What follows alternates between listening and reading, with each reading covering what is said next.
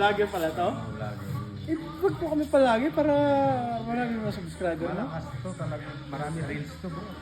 Ha? Influencer. Influencer ka dyan.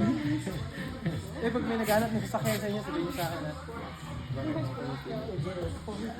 Binibenta mo. Kahit ano. Ano na ako sa Mazda, lipat na ako. Pero hindi ko. Financial advisor. Yung sa loob, yung nagpapakasan.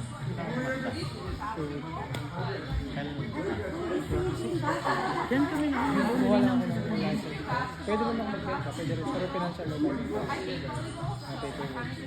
Pero kung walang ginagawa ko, sa ganun yun. Kasi may mga ina. Yan sa future.